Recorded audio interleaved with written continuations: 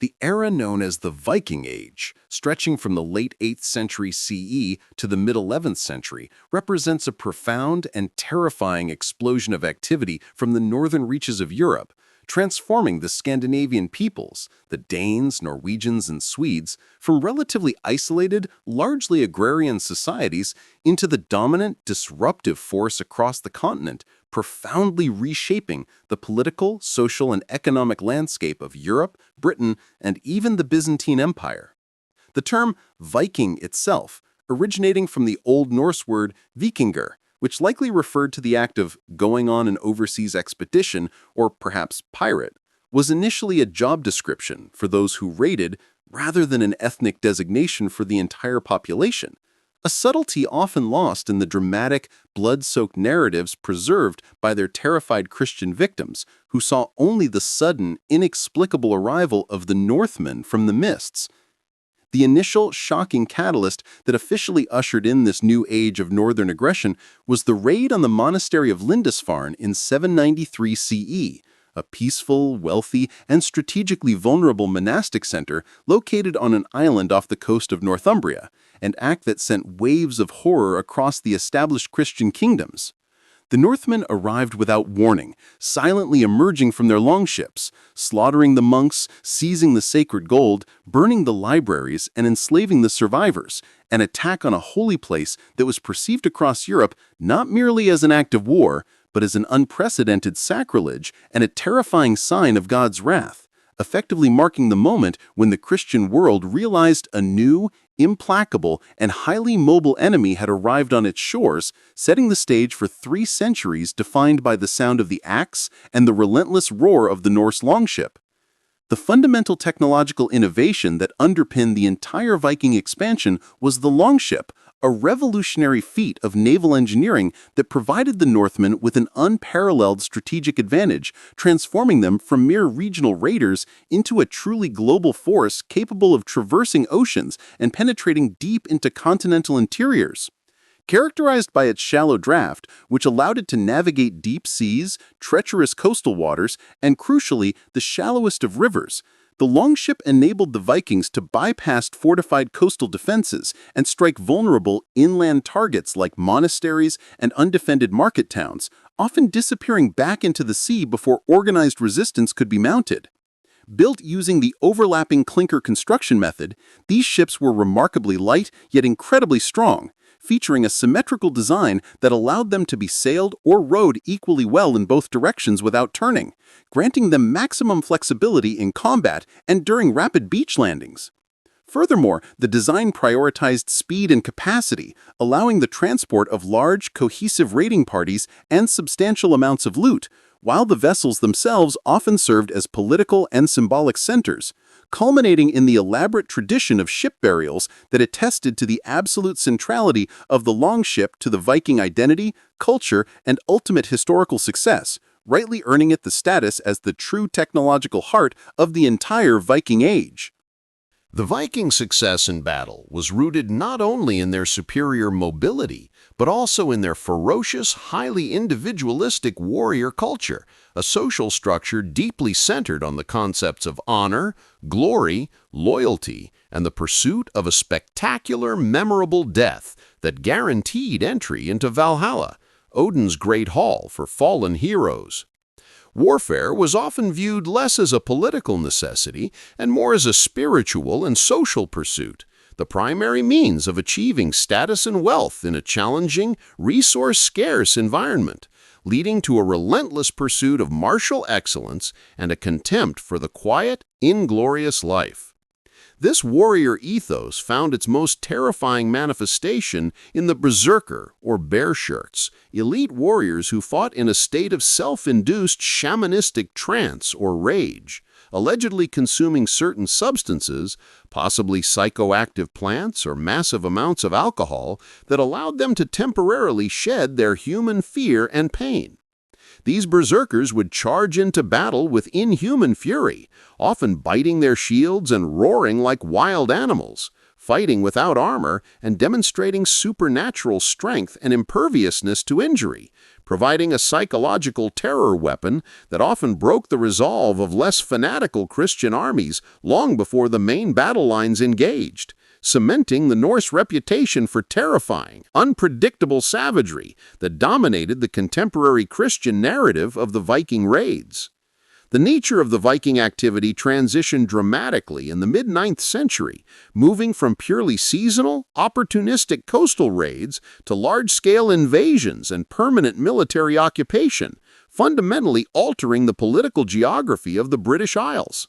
The turning point arrived with the landing of the Great Heathen Army in East Anglia in 865 CE, a massive, unified force reportedly led by the sons of the legendary Ragnar Lothbrok, which operated not as a quick raiding party, but as a disciplined, unified military machine dedicated to conquest and settlement. Over the next decade, this army systematically crushed the Anglo-Saxon kingdoms of Northumbria, East Anglia, and Mercia, establishing military strongholds and initiating the process of converting their conquered lands into the region that would become known as the Danelaw, the area of England governed under Norse law and custom. This shift signaled that the Vikings were no longer simply interested in loot. They sought arable land, political control, and the establishment of new, permanent Norse societies, forcing the fragmented Anglo-Saxon kingdoms to confront an existential threat to their very survival. It was only the fierce, organized resistance led by Alfred the Great of Wessex that managed to halt the full expansion of the Great Army, eventually establishing a clear, albeit negotiated frontier between the entrenched Norse settlements and the surviving English kingdom in the south.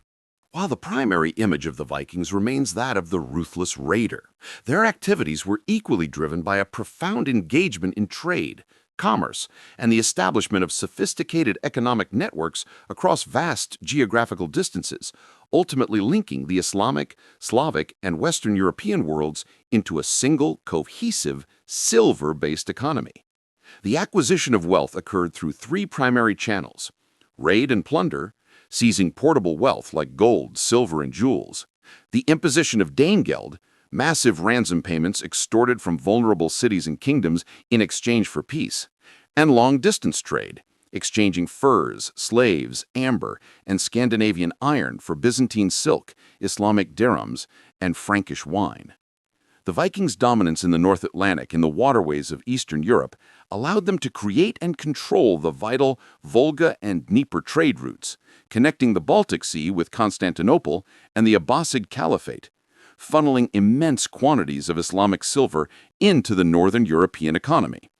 This reliance on silver as the dominant medium of exchange led to a highly sophisticated system of weighing and cutting silver into usable fragments, demonstrating that the Viking world was characterized by a sophisticated, pragmatic commercial culture that saw the Vikinger lifestyle as merely one violent means to participate in a lucrative, integrated global economy. While the Danish and Norwegian Vikings focused their expansion primarily westward into the British Isles, Iceland, and Greenland, the Swedish Vikings, often referred to as the Varangians or Russ, directed their ambitions eastward, charting a complex and dangerous network of rivers and portages that extended deep into the heart of Eastern Europe, establishing the foundational political and commercial structures of what would eventually become Russia and Ukraine. Following the major river systems like the Volga and the Dnieper, the Rus established fortified trading posts and commercial hubs such as Novgorod and Kiev, exploiting the region's abundant resources in furs, amber, and slaves, and acting as the crucial intermediaries between the Baltic region and the wealthy, sophisticated Byzantine Empire. This eastward thrust was ultimately aimed at Constantinople, Miklagard to the Norse, the greatest city in the known world, a magnet for Viking ambition and aggression. The Rus launched several massive, though ultimately unsuccessful, naval assaults against the heavily fortified Byzantine capital, forcing the emperors to engage in complex diplomacy, trade agreements, and ultimately the recruitment of Norse warriors into the elite Varangian Guard, a fiercely loyal, axe-wielding personal army that protected the Byzantine emperor, demonstrating the high value placed on the Viking martial prowess even by the most powerful state of the age. The relentless drive for land, wealth, and freedom propelled the Norse peoples into an unprecedented age of exploration and colonization across the North Atlantic, establishing permanent settlements in some of the most remote and challenging environments on Earth long before the Age of Exploration officially began. Driven by political instability in Norway and the desire for new farming lands, Norwegian Vikings settled Iceland in the late 9th century, establishing a unique, self-governing commonwealth founded on legal codes, the Althing, rather than monarchical power, providing an invaluable reservoir of Norse tradition and history through the later written sagas. From Iceland, the expansion continued with the colonization of Greenland by Eric the Red in 985 CE, a calculated venture where the name Greenland was used as a piece of masterful propaganda to attract further settlers despite the marginal conditions. Most astonishingly, around the year 1000 CE, the son of Eric the Red, Leif Erikson, sailed further west, discovering and briefly attempting to settle Vinland, likely parts of modern Newfoundland, becoming the first Europeans to set foot on the continent of North America, nearly 5 centuries before Christopher Columbus. Although the Vinland settlement proved unsustainable due to conflicts with the indigenous populations, Skrællingar, these transatlantic voyages demonstrate the unparalleled geographical reach and navigational skill of the Norse, who viewed the vast, open ocean not as a barrier, but as a highway to wealth and destiny. The cultural and psychological foundation of the Viking world was built upon a rich, complex, and deeply fatalistic Norse mythology and pagan religion, a system of belief that dictated not a peaceful submission to fate, but an active, glorious defiance against inevitable cosmic destruction. Unlike the singular, omnipotent Christian God, the Norse pantheon was populated by diverse, flawed, and often feuding deities, including Odin, god of war, wisdom, and poetry, Thor, god of thunder and strength, and Freya, goddess of love and battle, all of whom were themselves subject to the same violent, predetermined end as mortals.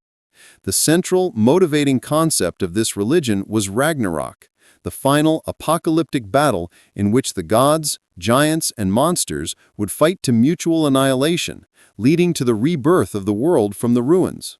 This fatalism imbued the Viking warrior with a deep sense of courage and a belief that glorious death was the only true pathway to immortality, Valhalla, making the pursuit of legendary deeds not merely a preference, but a religious imperative. This pagan worldview, which prioritized individual glory and defiance against the inevitable, stood in stark, violent contrast to the ordered, universalist theology of Christianity, providing a crucial ideological engine for the Viking willingness to engage in the relentless, terrifying warfare that defined their age. The relentless drive for land, wealth, and freedom propelled the Norse peoples into an unprecedented age of exploration and colonization across the North Atlantic, establishing permanent settlements in some of the most remote and challenging environments on Earth, long before the Age of Exploration officially began. Driven by political instability in Norway and the desire for new farming lands, Norwegian Vikings settled Iceland in the late 9th century, establishing a unique, self-governing commonwealth founded on legal codes, the Althing, rather than monarchical power, providing an invaluable reservoir of Norse tradition and history through the later written sagas. From Iceland, the expansion continued with the colonization of Greenland by Eric the Red in 985 CE, a calculated venture where the name Greenland was used as a piece of masterful propaganda to attract further settlers despite the marginal conditions. Most astonishingly, around the year 1000 CE, the son of Eric the Red, Leif Erikson, sailed further west, discovering and briefly attempting to settle Vinland, likely parts of modern Newfoundland, becoming the first Europeans to set foot on the continent of North America, nearly 5 centuries before Christopher Columbus. Although the Vinland settlement proved unsustainable due to conflicts with the indigenous populations, Skrællingar, these transatlantic voyages demonstrate the unparalleled geographical reach and navigational skill of the Norse, who viewed the vast, open ocean not as a barrier, but as a highway to wealth and destiny. The cultural and psychological foundation of the Viking world was built upon a rich, complex, and deeply fatalistic Norse mythology and pagan religion, a system of belief that dictated not a peaceful submission to fate, but an active, glorious defiance against inevitable cosmic destruction. Unlike the singular, omnipotent Christian God, the Norse pantheon was populated by diverse, flawed, and often feuding deities, including Odin, god of war, wisdom, and poetry, Thor, god of thunder and strength, and Freya, goddess of love and battle, all of whom were themselves subject to the same violent, predetermined end as mortals. The central, motivating concept of this religion was Ragnarök, the final apocalyptic battle in which the gods, giants, and monsters would fight to mutual annihilation, leading to the rebirth of the world from the ruins. This fatalism imbued the Viking warrior with a deep sense of courage and a belief that glorious death was the only true pathway to immortality, Valhalla, making the pursuit of legendary deeds not merely a preference but a religious imperative.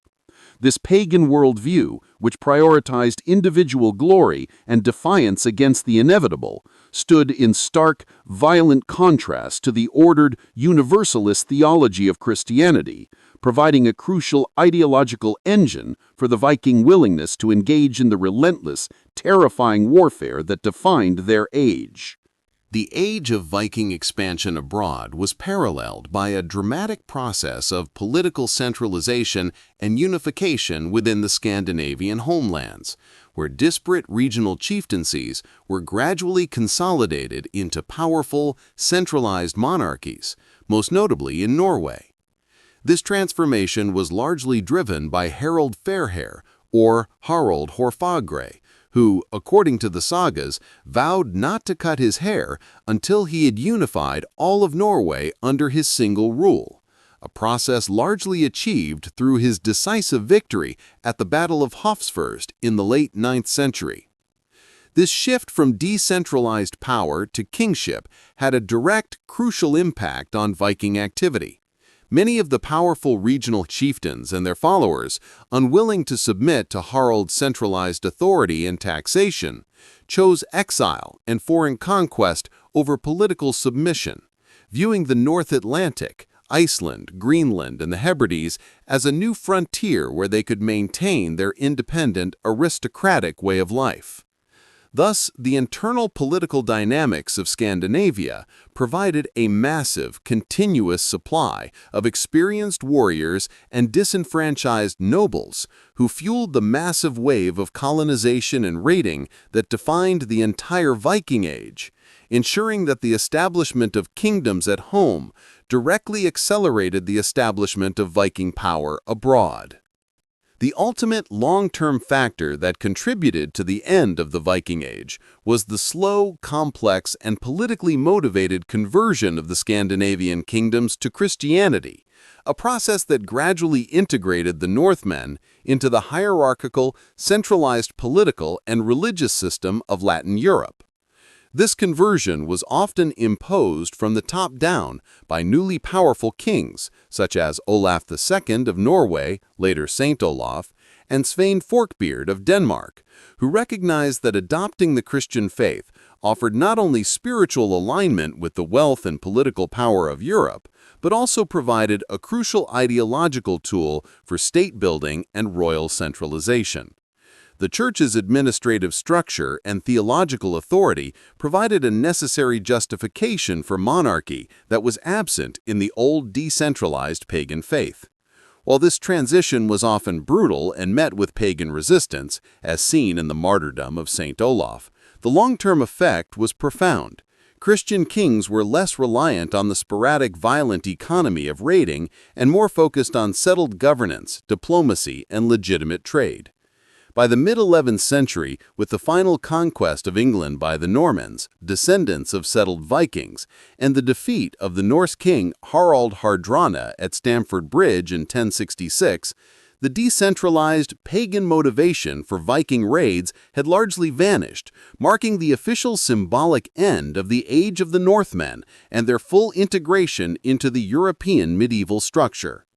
The prolonged and intense Viking presence in England, particularly the settlement within the Danelaw region, roughly the eastern half of England, left an enduring structural imprint on the English language, law, and national identity, fundamentally shaping the cultural fusion that defines modern Britain. The Norse settlers brought with them their own legal codes, which led to the development of unique customs and judicial practices in the Danelaw area that persisted long after the political reconquest by the Anglo-Saxons. Linguistically, the interaction between Old Norse and Old English was profound. Thousands of Norse loanwords were absorbed into English, words often related to daily life, legal administration, and family, for example, sky, leg, husband, thaw, take, give, they, them, their, filling structural gaps and streamlining the English vocabulary. Furthermore, the political need to organize resistance against the Vikings and later to govern the unified Anglo-Saxon and Norse territories was a primary catalyst for the eventual unification of the disparate English kingdoms under a single cohesive crown. Thus, the Vikings served a paradoxical role. Initially the destroyers of the Anglo-Saxon system, their presence ultimately acted as a violent yet essential crucible that forged a more resilient, centralized, and linguistically enriched English kingdom, proving that the deepest impact of the Norse was not through destruction, but through assimilation and cultural transformation. The age of Viking expansion abroad was paralleled by a dramatic process of political centralization and unification within the Scandinavian homelands, where disparate regional chieftaincies were gradually consolidated into powerful, centralized monarchies, most notably in Norway. This transformation was largely driven by Harald Fairhair, or Harald Harfagre, who, according to the sagas, vowed not to cut his hair until he had unified all of Norway under his single rule, a process largely achieved through his decisive victory at the Battle of Hafrsfjord in the late 9th century. This shift from decentralized power to kingship had a direct, crucial impact on Viking activity. Many of the powerful regional chieftains and their followers, unwilling to submit to Harald's centralized authority and taxation, chose exile and foreign conquest over political submission, viewing the North Atlantic, Iceland, Greenland, and the Hebrides as a new frontier where they could maintain their independent, aristocratic way of life. Thus, the internal political dynamics of Scandinavia provided a massive continuous supply of experienced warriors and disenfranchised nobles who fueled the massive wave of colonization and raiding that defined the entire Viking Age, ensuring that the establishment of kingdoms at home directly accelerated the establishment of Viking power abroad. The ultimate, long-term factor that contributed to the end of the Viking Age was the slow, complex, and politically motivated conversion of the Scandinavian kingdoms to Christianity, a process that gradually integrated the Northmen into the hierarchical, centralized political and religious system of Latin Europe. This conversion was often imposed from the top down by newly powerful kings, such as Olaf II of Norway, later Saint Olaf, and Sweyn Forkbeard of Denmark, who recognized that adopting the Christian faith offered not only spiritual alignment with the wealth and political power of Europe, but also provided a crucial ideological tool for state building and royal centralization. The Church's administrative structure and theological authority provided a necessary justification for monarchy that was absent in the old, decentralized pagan faith. While this transition was often brutal and met with pagan resistance, as seen in the martyrdom of Saint Olaf, the long-term effect was profound. Christian kings were less reliant on the sporadic, violent economy of raiding and more focused on settled governance, diplomacy, and legitimate trade. By the mid-11th century, with the final conquest of England by the Normans, descendants of settled Vikings, and the defeat of the Norse king Harald Hardrada at Stamford Bridge in 1066, the decentralized pagan motivation for Viking raids had largely vanished, marking the official, symbolic end of the age of the Northmen and their full integration into the European medieval structure. The final, climactic phase of the Viking Age in the West saw the temporary establishment of a massive North Sea empire under the Danish king Cnut the Great, Knutur Inriki, a brief but politically monumental period where England, Denmark, and Norway were unified under a single cohesive Scandinavian crown. Knut's father, Sweyn Forkbeard, successfully conquered England in 1013, forcing the Anglo-Saxon king Ethelred to flee, but it was Cnut who truly consolidated and legitimized the conquest following his own decisive victory in 1016. Cnut proved to be not merely a ruthless conqueror, but a highly effective, astute ruler. He governed England as a Christian king, reconciled with the Church, reformed the coinage, and respected Anglo-Saxon law, presenting himself as a legitimate successor to the Old English kings, thus demonstrating the Viking capacity for sophisticated statecraft and administrative integration.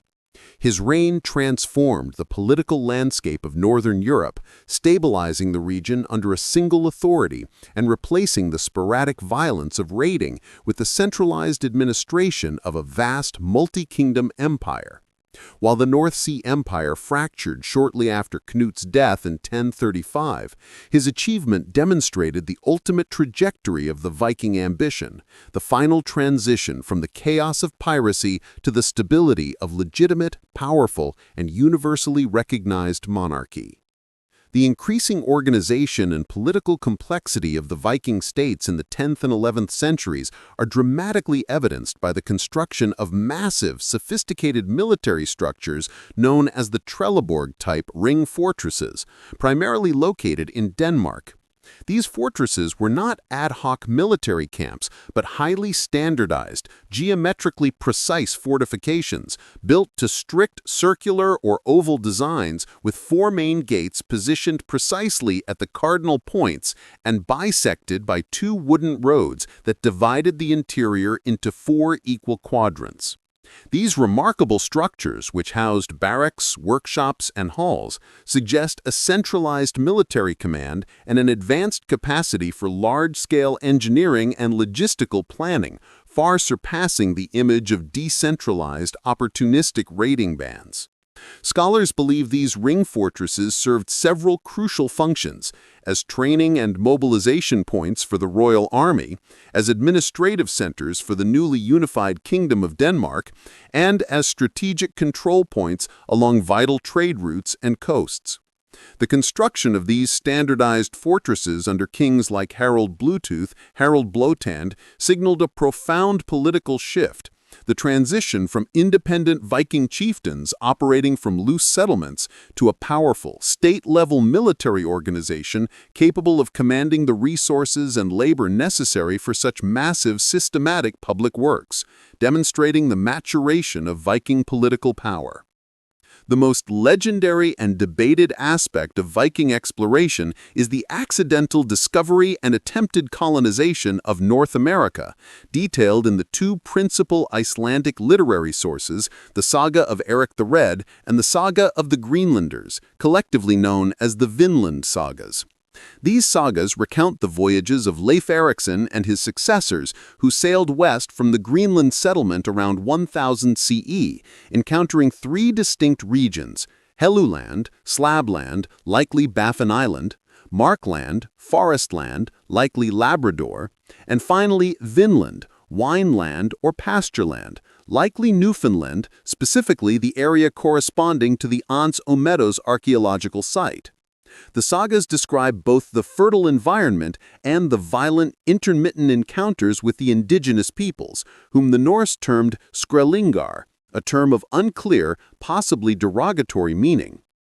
Archaeological proof of these voyages was finally established in the 1960s with the excavation of the Norse settlement at Ans aux Meadows in Newfoundland, confirming the saga's geographic claims and providing physical evidence of timber-framed turf houses and ironworking dating to the correct period. This brief colonial endeavor, which lasted perhaps only a decade, ultimately failed due to internal conflicts and the hostility of the more numerous native population. Yet it remains a profound testament to the Vikings' unmatched navigational capacity and their accidental role as the first Europeans to establish a permanent presence on the continent.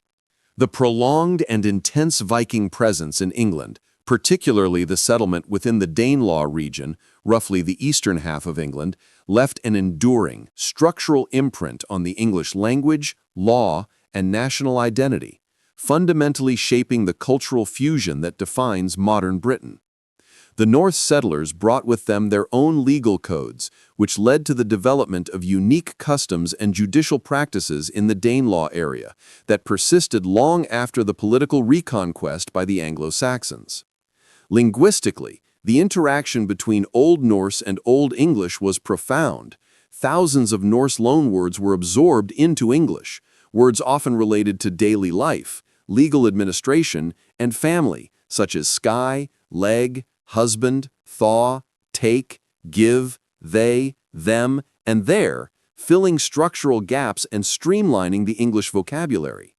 Furthermore, the political need to organize resistance against the Vikings, and later to govern the unified Anglo-Saxon and Norse territories, was a primary catalyst for the eventual unification of the disparate English kingdoms under a single cohesive crown.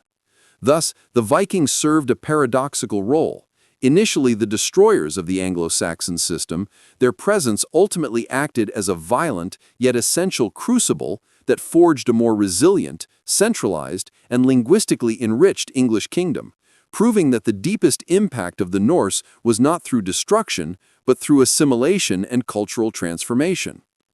A striking feature of Viking society, particularly when contrasted with the more restrictive contemporary Christian societies of Europe, was the relatively high legal and social status afforded to women, who possessed a degree of independence and agency often surprising to modern observers.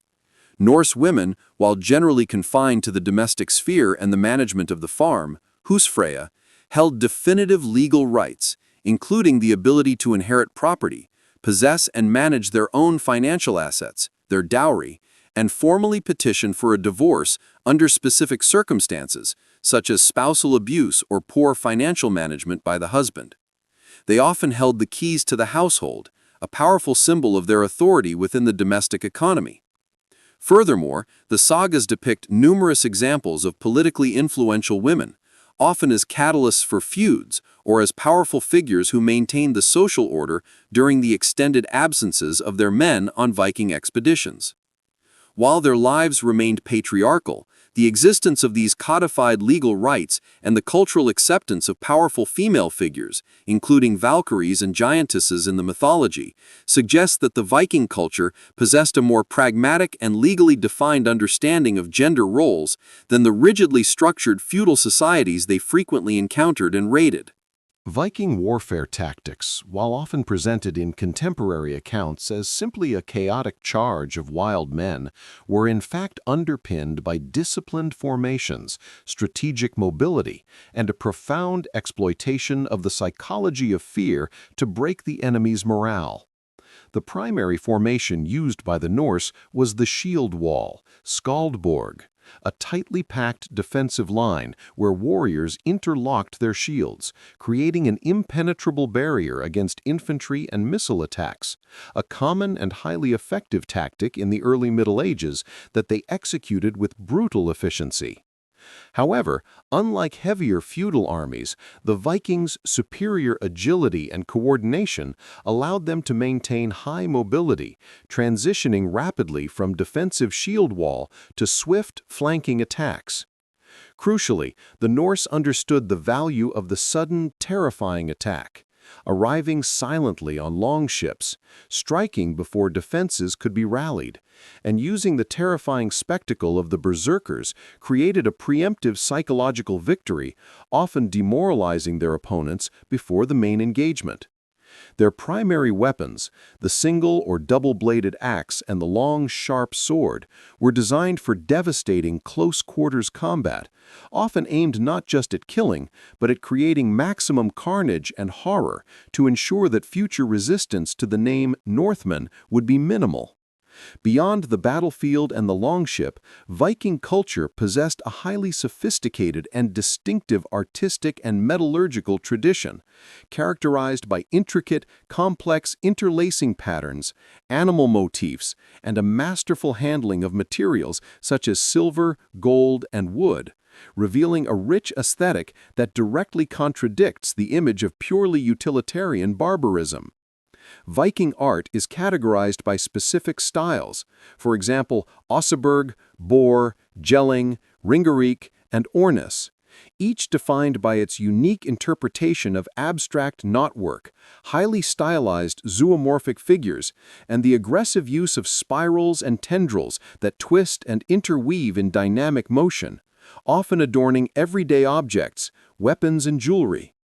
The metallurgical skill of the Norse was exceptional, allowing them to create intricate silver arm rings, gold pendants, often used as currency, and highly functional yet beautifully etched swords and axe heads. This art served multiple functions. It was a display of personal wealth and status, a form of spiritual protection, and a means of cultural expression that linked the abstract chaos of the pagan cosmos, the Midgard serpent, the great tree Yggdrasil, to the physical world. The sheer quality and ubiquity of these artistic finds, recovered from graves, hoards, and settlements across their vast sphere of influence, confirm that the Viking appreciation for technical skill and aesthetic beauty was a central, defining, and often overlooked element of their civilization. The success of the Viking long-distance voyages, spanning from North America to the Black Sea, required a mastery of navigation and a deep understanding of cosmology that was far more sophisticated than the simple image of relying solely on coastal knowledge might suggest, although their techniques remained largely unwritten and highly secretive. While they primarily utilized traditional methods like sighting land masses, observing celestial bodies like the North Star and the Sun, studying ocean currents, and employing specialized navigational birds, namely ravens, to find land, the sagas and archaeological evidence point to the probable use of a mysterious tool known as the sunstone, or solstein. This crystal, possibly Iceland spar or calcite, possessed polarizing properties that could supposedly locate the sun even when it was obscured by cloud cover or haze, a crucial advantage during the long, misty summers of the North Atlantic, allowing the Vikings to maintain their course and calculate true bearings when other navigators would have been hopelessly lost. Furthermore, their voyages were built on a rich, practical knowledge of sea lanes and weather patterns passed down through generations of oral tradition, confirming that the Viking capacity for exploration was not just a matter of bravery, but a result of a highly advanced, pragmatic, and empirically verified system of applied navigation and astronomical observation. Viking society was rigorously hierarchical and strictly divided into three primary social classes, a structure confirmed by the Old Norse poem Rigsthula, the Lay of Rig, which allegorically describes the origins of these three groups, the Jarls, Carls, and Thralls, demonstrating a system defined by birthright, wealth, and martial capacity. At the apex stood the Jarls, the nobility or chieftains, the aristocracy whose power was derived from land ownership, immense wealth often acquired through raiding and trade, and the command of a formidable group of armed retainers. The Jarls were the leaders of the Viking expeditions and the political rulers of the region. Below them were the Carls, the free farmers and producers who owned and worked their own land, possessed legal rights, including participation in the Thing, or assembly, and formed the backbone of the Norse military forces. At the base of the society were the thralls, the slaves or enslaved persons, who possessed no rights, were often captured during Viking raids, particularly in the British Isles and Eastern Europe, and performed the most arduous, unskilled labor. The slave trade was a massive component of the Viking economy.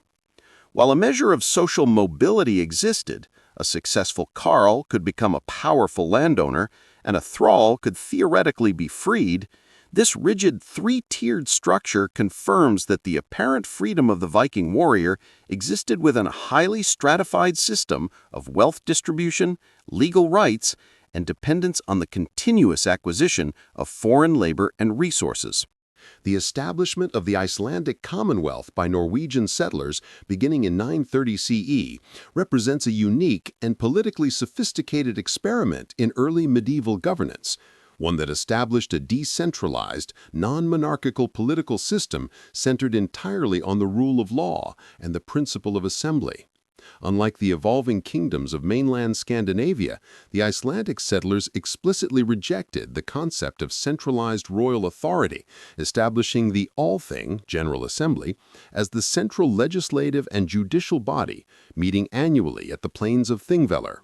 This Althing was presided over not by a king, but by the law speaker, Lögsogumadur, a single revered individual responsible for reciting the entire body of law from memory over a 3-year period, demonstrating the immense importance placed on oral tradition and legal consistency. The power structure was dominated by the Godor, chiefdoms, who held judicial and administrative control, but whose authority was limited by the need for consensus and adherence to the legal code. This complex, sophisticated legal structure, which relied on arbitration, compensatory fines, and the potential for outlawry, exile, rather than outright military enforcement, provides compelling evidence that the Viking capacity for organization extended far beyond warfare, demonstrating an intrinsic commitment to codified legal order and democratic assembly that stands as one of the most remarkable political legacies of the Viking Age. The final climactic phase of the Viking Age in the West saw the temporary establishment of a massive North Sea empire under the Danish king Cnut the Great, or Cnut Inriki. A brief but politically monumental period where England, Denmark, and Norway were unified under a single cohesive Scandinavian crown. Cnut's father, Sweyn Forkbeard, successfully conquered England in 1013, forcing the Anglo-Saxon king Ethelred to flee, but it was Cnut who truly consolidated and legitimized the conquest following his own decisive victory in 1016. Cnut proved to be not merely a ruthless conqueror, but a highly effective, astute ruler. He governed England as a Christian king, reconciled with the Church, reformed the coinage, and respected Anglo-Saxon law, presenting himself as a legitimate successor to the Old English kings, thus demonstrating the Viking capacity for sophisticated statecraft and administrative integration. His reign transformed the political landscape of Northern Europe, stabilizing the region under a single authority and replacing the sporadic violence of raiding with the centralized administration of a vast, multi-kingdom empire. While the North Sea Empire fractured shortly after Cnut's death in 1035, his achievement demonstrated the ultimate trajectory of the Viking ambition, the final transition from the chaos of piracy to the stability of legitimate, powerful, and universally recognized monarchy.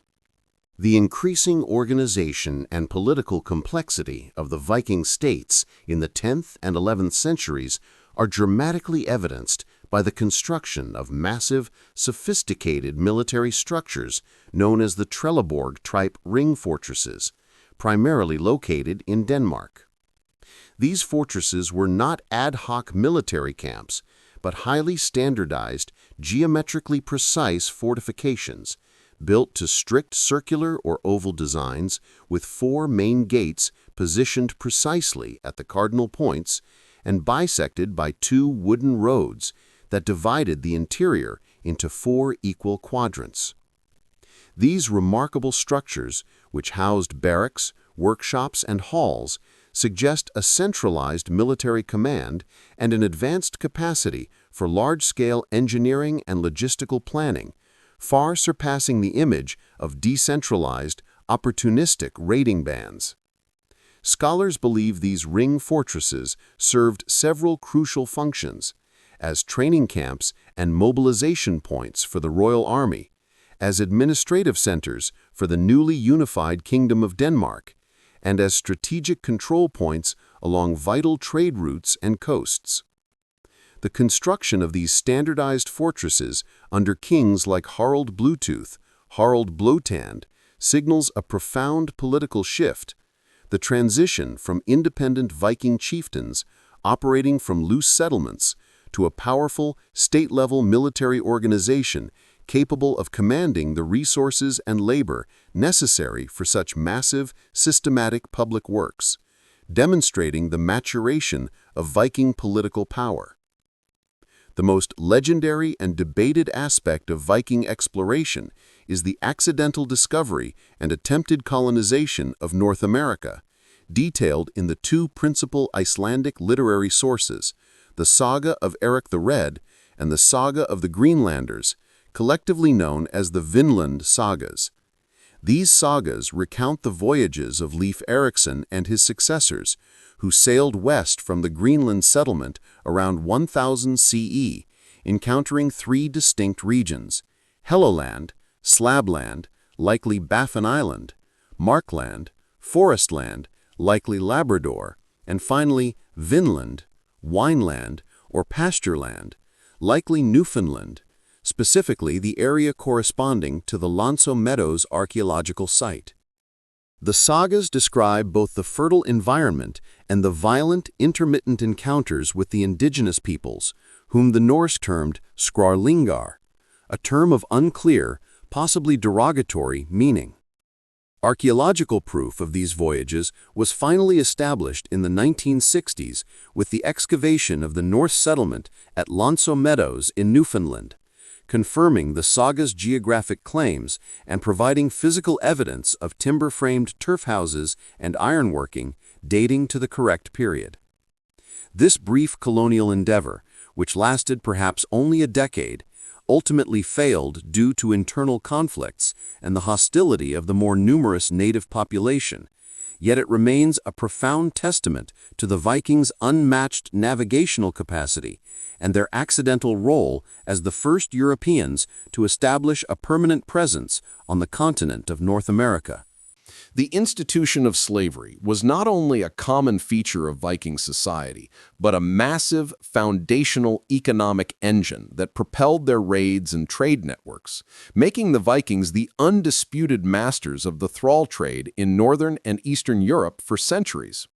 Thralls, slaves, were primarily acquired through raids in the British Isles, Ireland, and the Slavic lands, captured as war booty to be used as domestic servants, laborers on Scandinavian farms, or, most lucratively, as a high-value commodity for sale across their extensive trade routes.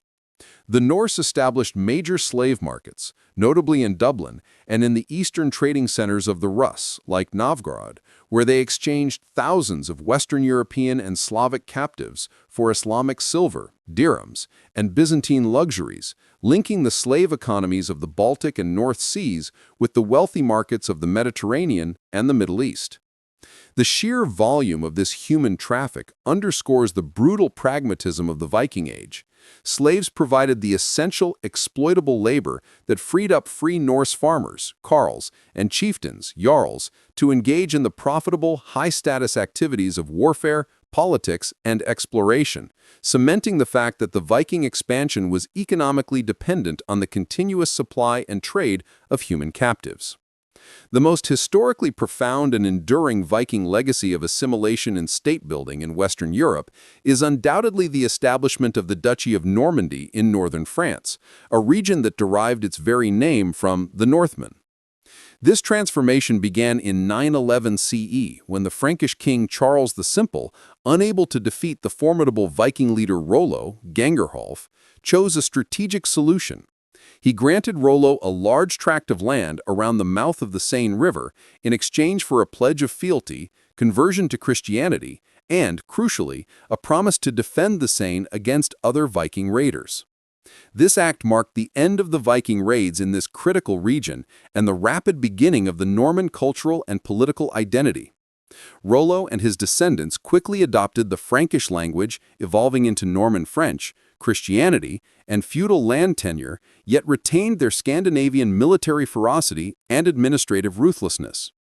This seamless, rapid assimilation created a new, powerful, politically dynamic nobility, culminating just over a century later in 1066 when William the Conqueror, a descendant of Rollo, successfully launched the Norman conquest of England, fundamentally reshaping the political, linguistic, and military landscape of the entire British Isles with a decisive, final Viking-descended blow.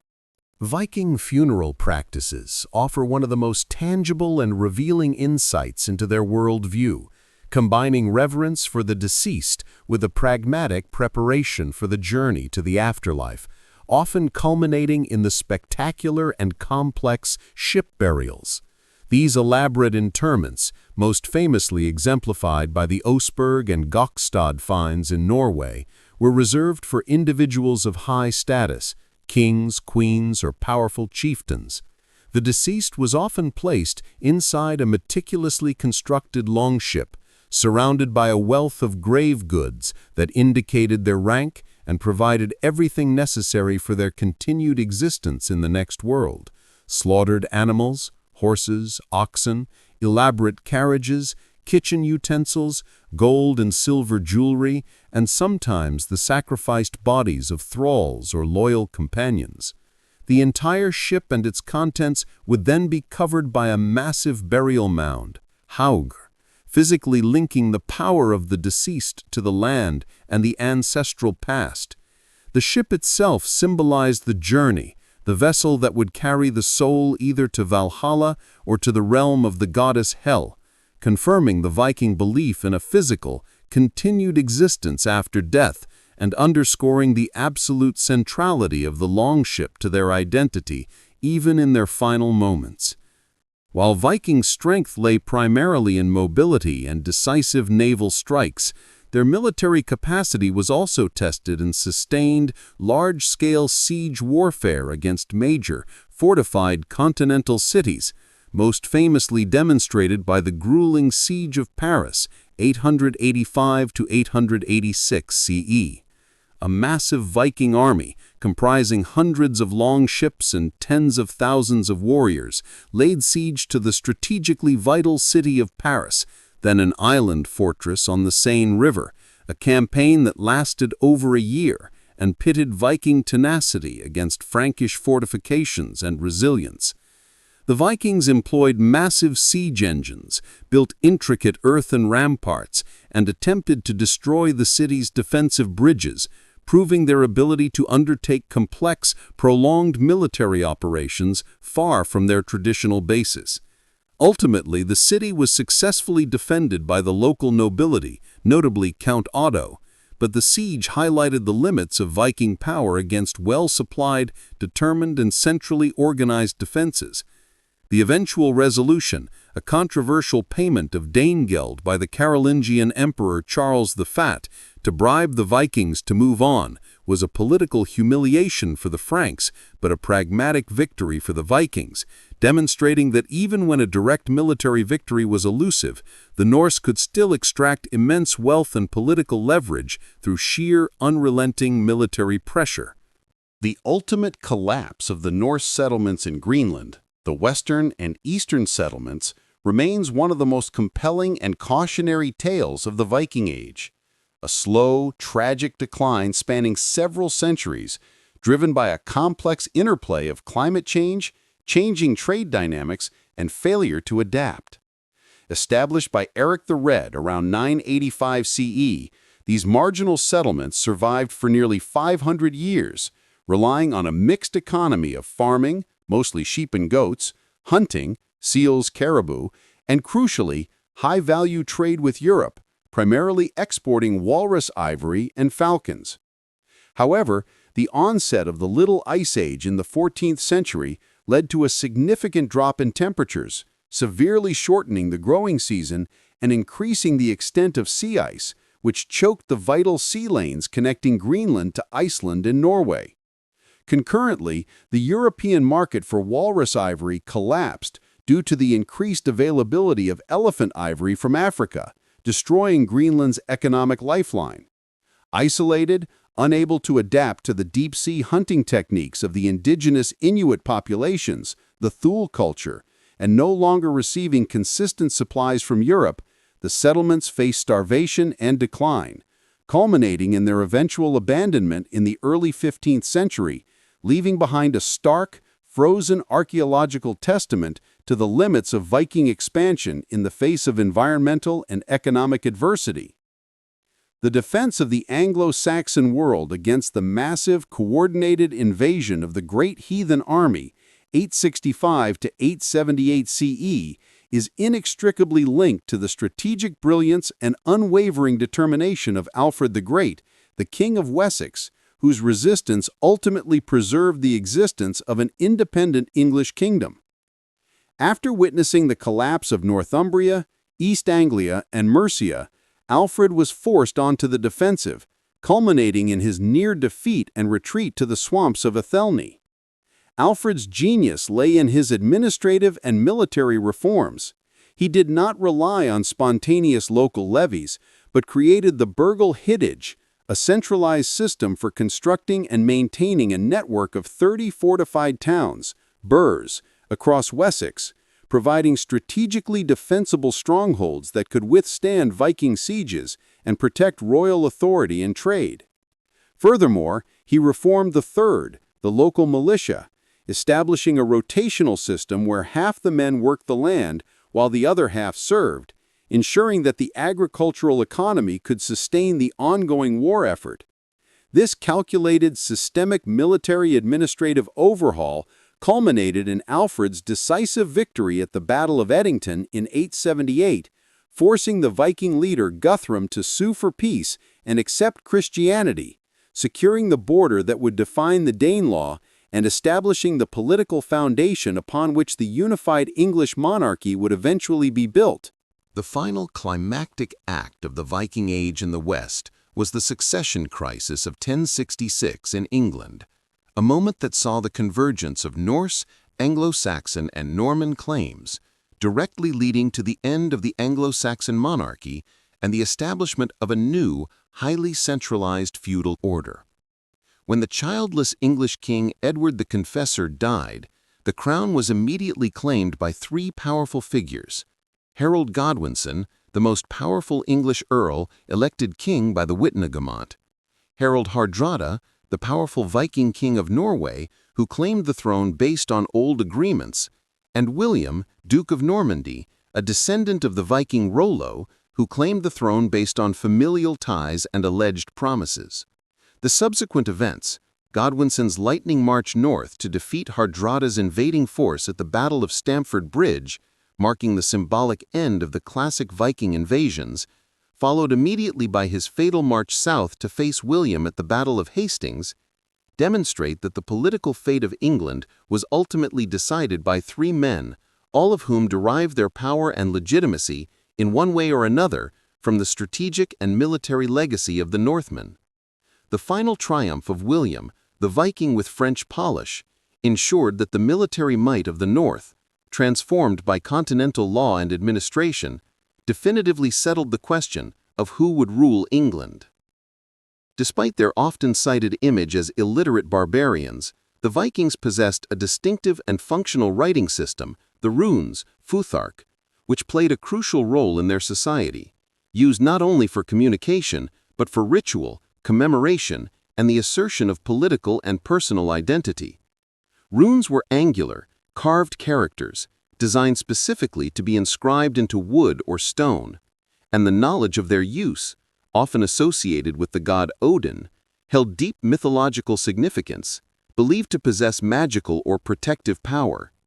The most common surviving use of the runes is found on rune stones, thousands of which remain across Scandinavia and areas of Viking influence, particularly in the Danelaw and Eastern Europe, erected primarily during the late Viking Age. These stones serve as vital historical records, commemorating the deeds, travels, and deaths of warriors and explorers, often detailing specific Viking expeditions to places like Constantinople or the British Isles, providing crucial internal evidence that corroborates foreign accounts. The use of runes demonstrates that the Viking world, while not relying on the widespread bureaucratic literacy of the Christian clergy, was far from illiterate. It possessed a distinct, powerful tradition of written communication dedicated to ancestral memory, public proclamation, and the assertion of self-identity through indelible marks carved into the landscape. Contrary to the common portrayal of simple, coarse living, the Viking diet was surprisingly varied, relatively healthy, and deeply reflective of the pragmatic, resourceful nature of their society, shaped by their proximity to the sea and the harsh realities of the northern climate. The staple diet revolved heavily around meat: pork, goat, sheep, and horse, often preserved by smoking or salting; fish, cod, herring, and salmon, which were essential for winter survival; and dairy products: milk, butter, cheese, and skyr, a yogurt-like product. The limited growing season meant grains like barley, oats, and rye were primarily used for baking flatbreads and brewing the ubiquitous ale and mead, which were necessary for both hydration and caloric intake in a time when clean water was often scarce. Vegetable consumption was low, consisting mainly of wild greens and cultivated cabbages, beans, and root vegetables preserved in trenches. The practice of preparing stews and soups, seither, was common, allowing for maximum flavor and nutritional extraction from limited resources. Archaeological evidence of dental health, while showing heavy wear from grinding grains, surprisingly indicates a low rate of tooth decay compared to later medieval populations, who consumed more refined sugar, suggesting a robust, if hard-won, nutritional foundation that was essential for sustaining their physically demanding lives of exploration and warfare. The immense geographical reach of the Viking trade network extended well beyond Christian Europe, establishing crucial, complex interactions with the powerful Islamic caliphates in the Middle East and Central Asia,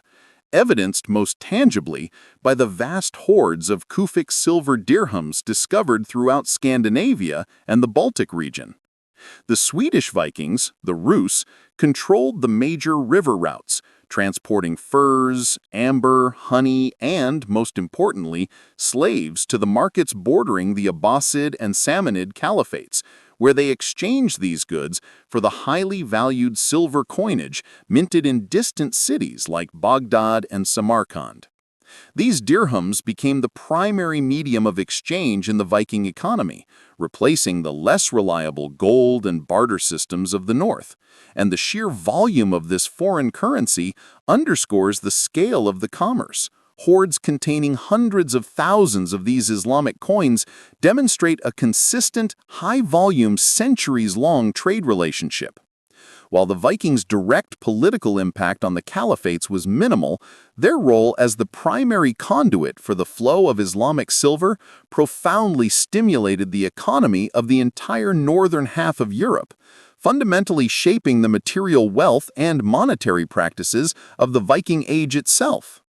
The political and social order of the Viking world was dominated by the figure of the Jarl, earl or chieftain, an aristocratic class whose authority was highly personal, maintained through a blend of military prowess, strategic displays of wealth, and a strict adherence to the social code of Drengr, honorable, courageous, and loyal conduct. The Jarl was fundamentally a war leader and a dispenser of patronage, commanding a retinue of fiercely loyal, well-equipped warriors, the Huskarls, and controlling significant tracts of land and resources.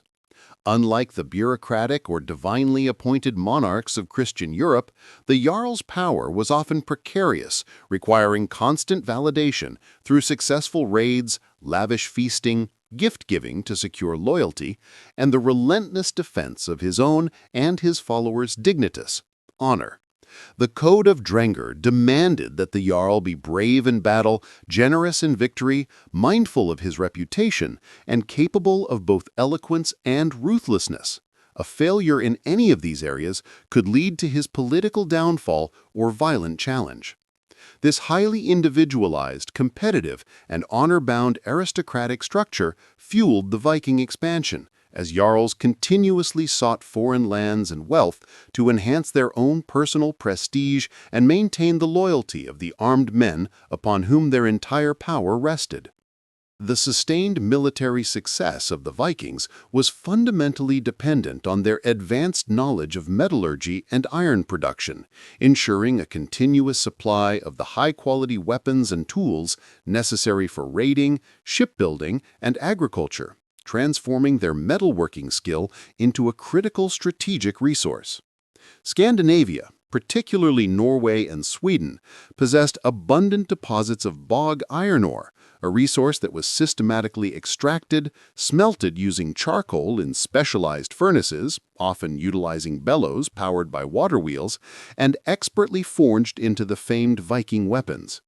The creation of the long, sharp Viking sword and the massive, fearsome Dane axe required exceptional skill in pattern welding and tempering to achieve the necessary strength and flexibility, confirming the status of the smithier, as a highly valued and often semi-mythological figure in Norse society. This technical proficiency in producing reliable, strong iron tools not only provided their warriors with superior weaponry compared to many early medieval opponents, but also ensured that their ships were built with strong iron rivets, and their settlements could be equipped with durable farming tools, making the Viking Age an era intrinsically linked to the mastery of ferrous metalworking. The very geography and physical environment of the Scandinavian homelands were primary determinants of the Vikings' unique culture and their inevitable reliance on the sea, forging a society where naval mobility and maritime skill were not merely assets but existential necessities. The long, rugged coastline of Norway, broken by deep fjords and separated by impenetrable mountain ranges, rendered internal communication and land-based agriculture inherently difficult and regionalized, effectively forcing settlements to look seaward for connection and sustenance. The severe northern climate, characterized by short growing seasons and long, harsh winters, imposed strict limits on agricultural output, creating persistent Malthusian pressures, a surplus population that could not be sustained by the land. This geographical constraint meant that the sea served as the main highway for political consolidation, trade, and, most importantly, the necessary path for external expansion and resource acquisition, driving young, ambitious men to seek wealth and status abroad through raiding, Viking. Thus, the Vikings' culture was the direct, pragmatic response to their homeland, a fragmented, resource-poor landscape that channeled their energy and ambition into the only avenue available, the boundless, treacherous, yet ultimately profitable expanse of the northern oceans. The axe, particularly the massive two-handed Dane axe, holds a central and iconic place in the Viking warriors' arsenal and cultural consciousness, distinguishing their fighting style from the sword-centric tactics of many continental armies and reflecting a pragmatic hierarchy of weaponry. While the long sword was the weapon of status, primarily carried by the wealthy jarls and elite warriors, the axe was the ubiquitous weapon of the common carl, free farmer or warrior, being far cheaper and easier to manufacture and equally useful as a vital farming tool in peacetime. The Dane axe was a fearsome, specialized battle weapon. Its massive, crescent-shaped head and long shaft allowed the wielder to deliver blows of devastating force, capable of slicing through shields and body armor, giving the Vikings a powerful advantage in breaking the shield walls of their opponents. This prioritization of the axe reflects the highly practical nature of Viking warfare, where effectiveness and accessibility trumped expensive prestige. The ability of nearly every free man to wield a deadly, powerful weapon ensured that the Viking armies, though often smaller than their opponents, possessed a democratized, brutal capacity for shock and destructive force that was unmatched in the early medieval period.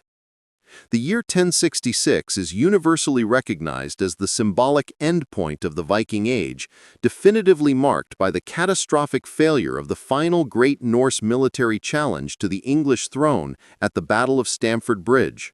Led by the mighty Norwegian king Harald Hardrada, widely considered the last great Viking warrior in the classical tradition, and allied with the deposed English Earl Tostig Godwinson, the invasion force successfully landed in Northumbria and initially defeated local English forces. However, the subsequent rapid forced march of the Anglo-Saxon king Harald Godwinson from the south caught the Norwegians completely by surprise at Stamford Bridge, where Hardrada's army, lacking the discipline of the organized English, was annihilated in a brutal, decisive engagement. The deaths of both Haralda and Tostig on the battlefield extinguished the direct sustained threat of Scandinavian royal power to England, ending centuries of cyclical invasions and marking the final violent collapse of the Old Norse ambition for conquest in the West. Though William the Conqueror's victory at Hastings weeks later would redefine England, Stamford Bridge remains the military historical moment that closed the geographical and political chapter of the pagan and semi-pagan Northmen as an independent foreign military force in the British Isles. The foundation of political and social order in the decentralized Viking world was the Thing, the Old Norse public assembly that functioned as the supreme legislative, judicial, and political body, establishing a legal framework built on consensus, arbitration, and public declaration rather than centralized royal decree. The Thing was not merely a court, it was the gathering of all free men, carls and jarls, in a region, meeting at a sacred designated location, the Thingvalar. Here, new laws were debated and accepted, political decisions were ratified, and, most crucially, legal disputes were settled and verdicts passed. The entire process was dependent on the authority of the law speaker, a single highly respected individual who was tasked with memorizing and publicly reciting the entire body of oral law, ensuring legal continuity and predictability in a society without widespread literacy. Penalties for infractions, ranging from insults to murder, typically involved compensation payments, wergild, or for severe crimes against the community, outlawry. The complete expulsion from society, rendering the offender legally fair game for any man to kill.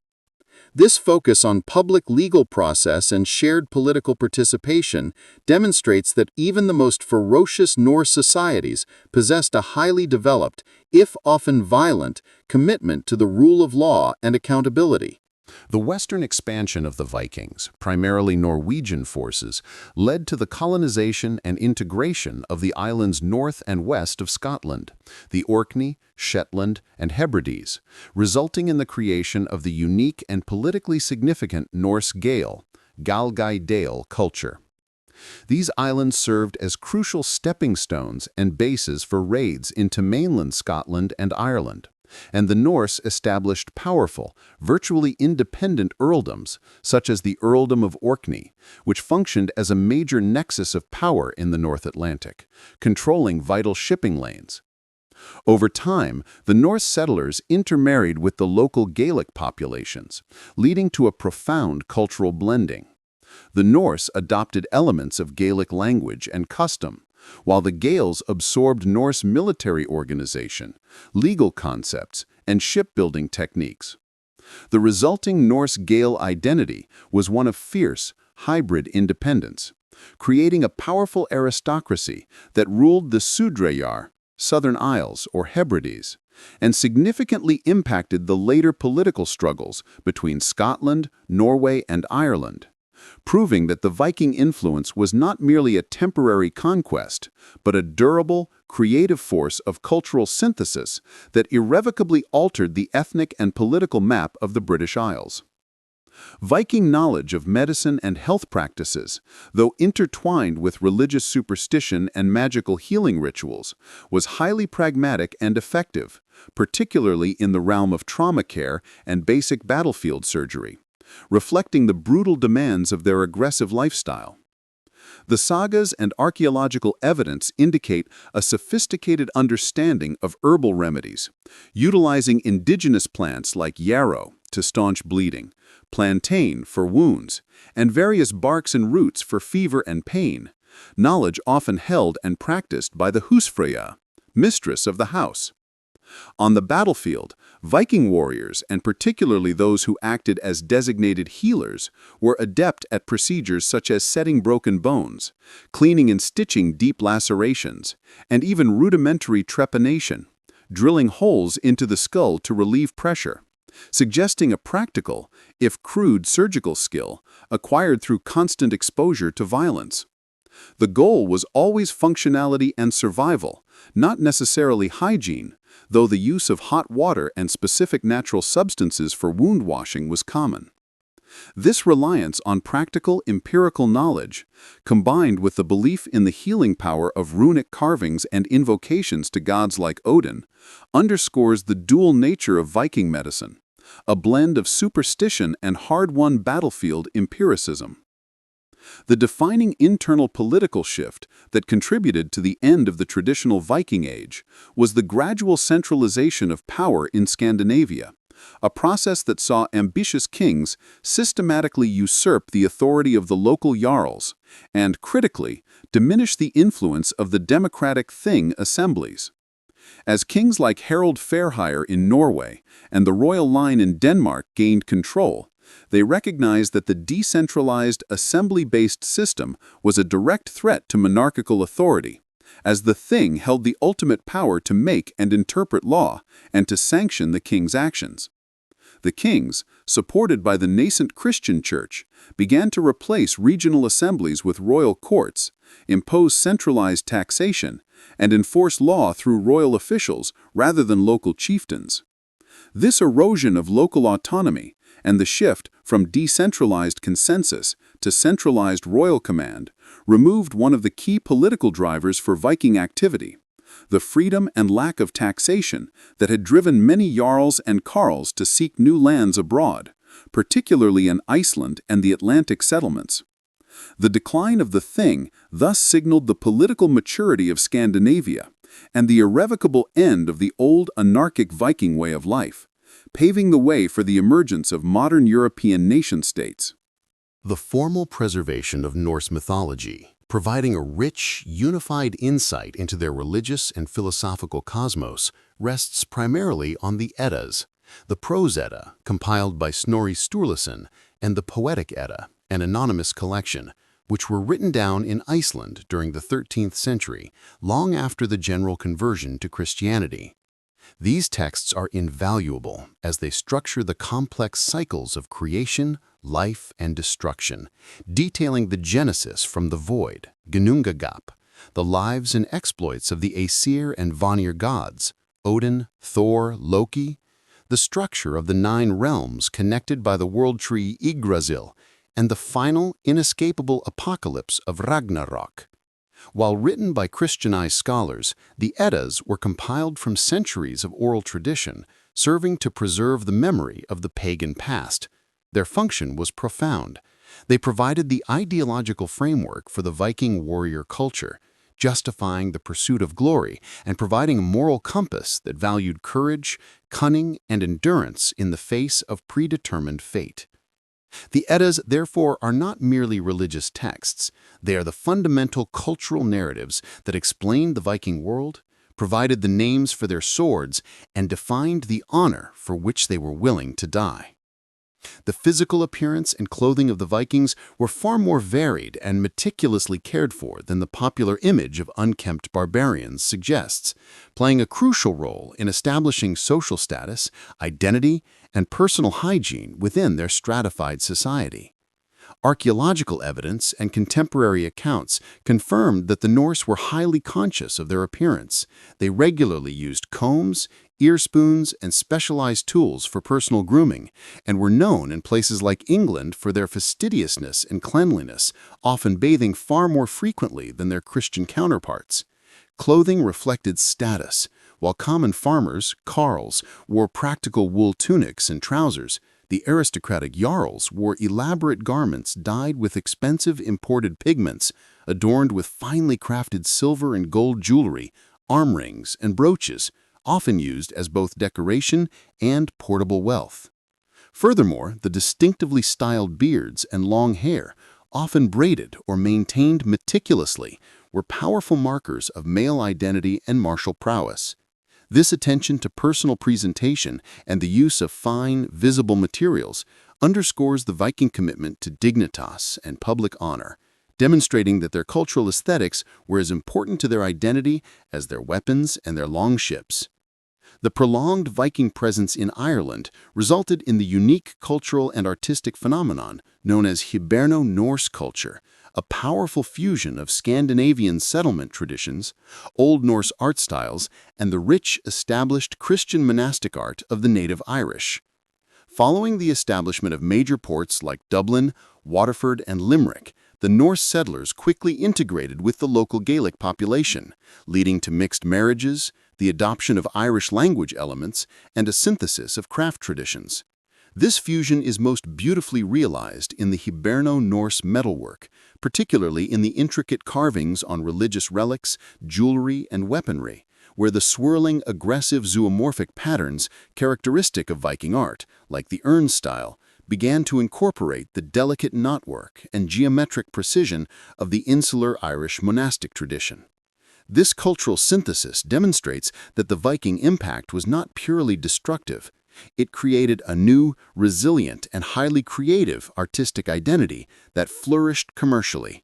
Furthermore, the hybrid Gal-Gael political class that emerged from this fusion played a crucial, often disruptive role in the shifting political landscape of the British Isles, proving that the Viking legacy in Ireland was one of profound, creative, and lasting cultural miscegenation. The heart of every Viking settlement, whether a modest farmstead in Iceland or a royal complex in Denmark, was the longhouse, a distinctive architectural form that structured daily life and reflected the internal social hierarchy of the community. These structures were typically long, rectangular halls built using locally available materials, turf and stone in the Atlantic settlements, Iceland, Greenland, and timber in Scandinavia, often featuring bowed, boat-like walls that provided structural strength. Internally, the longhouse was often divided into a single large room with a central long fire running down the middle, providing light, heat, and cooking facilities, with smoke vented through a hole in the roof. The living arrangements were communal, with sleeping platforms lining the walls, emphasizing the collective nature of Viking household units, which often housed extended families, servants, and retainers. The size and complexity of the longhouse directly corresponded to the wealth and status of the jarl or carl who owned it, demonstrating that even the most basic architectural expression of the Norse world was intrinsically linked to their social, economic, and hierarchical values. The cultural impact of the Vikings has transcended their historical age, experiencing a significant revival during the 19th century Romantic and nationalistic movements in Scandinavia and Germany, which sought to reclaim and glorify a heroic pre-Christian past, culminating in popular artistic and operatic works like Richard Wagner's Ring Cycle. This revival, however, cemented several enduring misconceptions, chief among them the image of the Viking warrior wearing horned helmets, an invention of 19th century costume designers and illustrators that has no basis in archaeological evidence. Viking helmets were simple, conical, and protective, like the famous Geirmundbu find. Despite these artistic distortions, the historical legacy remains profound. The Vikings were not just destroyers, but also explorers, colonists, traders, and state builders, leaving permanent linguistic imprints on English, establishing the legal framework of the Icelandic Commonwealth, shaping the foundations of Russia, the Rus, and ultimately giving rise to the Normans, who redefined Britain. Their enduring appeal lies in their embodiment of rugged individualism, fearless exploration, and fierce independence, ensuring that the image of the Northman's longship remains a powerful, universally recognized symbol of adventure and transformative historical force. The earliest phase of the Eastern Viking penetration into the river systems of what is now Russia and Ukraine, led by the Swedish Varangians, is associated with the highly debated, semi-legendary political entity known as the Rus Khaganate in the 9th century. This political structure, attested primarily through Arabic and Byzantine sources, suggests that the first major wave of Norse leaders established a centralized authority over various Slavic and Finnic tribes before the traditional founding of Kyiv and Novgorod. The title Khagan, borrowed from the powerful Turkic Khazars to the south, implies that these Norse rulers adopted a high imperial style of leadership, positioning themselves as equal to the major powers of the Eurasian steppes, thus demonstrating an immediate capacity for political appropriation and sophistication upon arriving in the East. This early Rus elite formed a crucial military and economic bridge between the Baltic and the Black Sea, controlling the profitable river routes used to export slaves and furs. The establishment of this cognate underscores that the Eastern Vikings were not just raiders or mere traders, but were engaged from the outset in ambitious state-building and the complex navigation of geopolitical relationships with the dominant empires surrounding them. The island of Gotland, strategically situated in the middle of the Baltic Sea, functioned as the undisputed economic epicenter and nexus of the vast Viking trade network that spanned between Scandinavia, the Ruslands, and Western Europe, fundamentally sustaining the silver-based economy of the north. Gotland's inhabitants, the Gutars, were master traders who maintained a unique neutral status that allowed them to profit immensely from all Viking factions and their trade partners, transforming the island into the single most important depot for long-distance commerce. This status is vividly confirmed by the archaeological record. Over 700 Viking Age silver hoards have been found on Gotland, far more than anywhere else in the world, containing immense quantities of Islamic dirhams and Western European coinage. This silver concentrated here before being distributed across the rest of the Norse world. The island's unique legal structure and prosperity demonstrated that while raiding provided the initial capital, it was the methodical, large-scale commerce facilitated by highly organized centers like Gotland that truly sustained and defined the enduring economy of the entire Viking Age. The mead hall, Skali or Hull, was the absolute social and political heart of the Viking settlement, serving as the central location for feasting, public ceremony, and the critical display of aristocratic power, functioning as a vital component of the social contract between the leader and his followers. Feasting was not merely a recreational activity. It was a deeply ritualized political institution where the Jarl or chieftain demonstrated his wealth, generosity, and ability to provide for his men, cementing their loyalty and allegiance through the distribution of food, mead, and gifts. Great emphasis was placed on hospitality, a sacred social obligation in Norse culture, where the host was bound to protect and provide for his guests, and the guest, in turn, was expected to be respectful and mindful of proper hall etiquette. The feasting hall was the site where oaths were sworn, sagas were recited, and major life events, from weddings to funerals, were celebrated, making it the primary theater for the performance of status and the maintenance of the warrior ethos, ensuring that the act of sharing ale and food was directly tied to the cohesion and survival of the Viking political structure. While the iconic symbol of the Viking Age remains the longship, the success of major invasions, particularly those in the British Isles and continental Europe, relied heavily on the strategic use of horses and land mobility, allowing the Northmen to transition rapidly from seaborne raiders to mobile, effective inland armies. The Vikings rarely transported their own horses, instead relying on the practice of stealing local horses immediately upon landing, a tactic that gave them a critical advantage in speed and surprise against localized, slow-moving opposition. The great Heathen army in England, for instance, operated as a highly mobile cavalry and mounted infantry force, capable of covering vast distances quickly to evade or flank enemy forces, often surprising the Anglo-Saxons who were accustomed to fighting pitched battles near the coast. This ability to integrate rapid land transport into their overall military strategy demonstrated the Vikings' pragmatism and adaptability. The longship brought them to the battle theater, but the swift commandeered horse ensured they could sustain inland campaigns, besiege fortified towns, and decisively dictate the terms of engagement. The geographic ambition of the Vikings was not limited to the North Atlantic and the Baltic Sea, but extended far south into the Iberian Peninsula and the Mediterranean Sea, demonstrating the true maximum range of their naval capabilities. Beginning in the mid-9th century, Viking fleets, primarily Danish and Norwegian, sailed south along the Atlantic coasts of Europe, engaging in audacious raids against the politically stable and wealthy Islamic Caliphate of Al-Andalus, modern Spain. The most notable of these attacks was the raid on Seville in 844 CE, where the city was briefly captured and plundered, shocking the Caliphate and forcing the construction of new coastal defenses.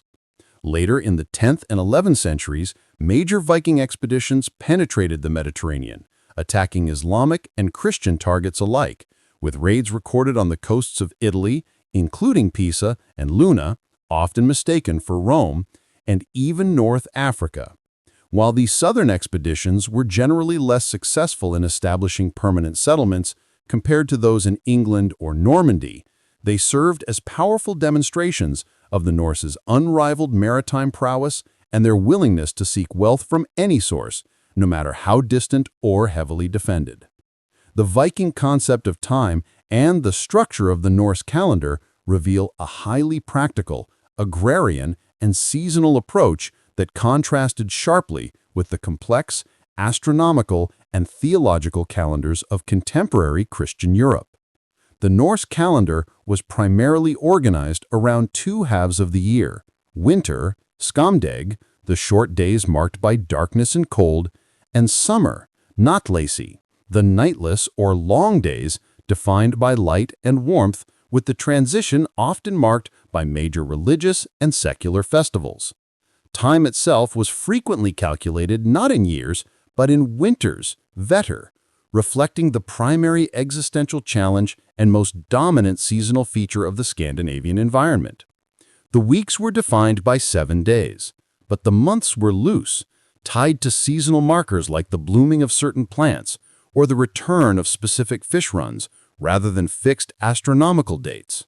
This pragmatic seasonal understanding of time reflects the deep connection between Viking culture and the cyclical demands of farming, hunting, and seafaring, where observable natural phenomena held far greater practical significance than abstract numerical calculation. A unique and revealing testament to the intellectual and literary sophistication of the Viking elite is found in skaldic poetry, which relied heavily on specialized poetic devices known as kennings and heidi, creating a complex, multi-layered language often opaque to outsiders. Heidi were simple poetic synonyms, example, steed for horse, but kennings were elaborate, metaphorical circumlocutions, compound phrases replacing a simple noun that required deep knowledge of Norse mythology and heroic lore to decipher.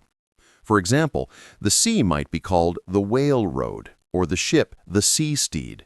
Gold was often the serpent's bed, referring to the myth of Fafnir, and battle was the sword rain, or Odin's fire. This poetic tradition, often performed by court poets, skalds, in the mead halls, served not only as entertainment, but as a critical means of preserving historical memory, praising the deeds of kings and chieftains, and maintaining the cultural identity of the aristocracy. The complexity of these devices demonstrates that, alongside their martial skills, the Norse elite valued and cultivated a highly advanced, codified literary tradition that demanded both intelligence and immersion in the mythological framework. While the Viking narrative is centered in the north, the fleeting but significant Norse presence on the Islamic and Byzantine frontiers in the Mediterranean and North Africa highlights the true geographical extremity of their raiding and diplomatic reach. After their incursions into Al-Andalus, some Viking forces continued south, with recorded raids on the North African coast, notably in the vicinity of Algeciras, where they engaged forces from the Umayyad Caliphate. Crucially, the Varangian Guard itself, composed of Norse, Rus, and Anglo-Saxon warriors, served the Byzantine emperor in campaigns across the entire Mediterranean basin, including Italy and the Balkans, often fighting against the Caliphate. Although the Northmen never established permanent settlements in Africa, their arrival there demonstrated that their ships and warriors were capable of traversing the known world, forcing both the Islamic and Byzantine powers to recognize the Norse not just as isolated northern pirates, but as a mobile, powerful military factor on the volatile southern fringes of the Eurasian political map. The Viking spiritual world was deeply influenced by the concept of magic and the inexorable power of word, a complex term often translated as fate, destiny, or personal fortune, a force that was understood not as passive predestination, but as an active, interconnected web of past, present, and future actions that shaped every life.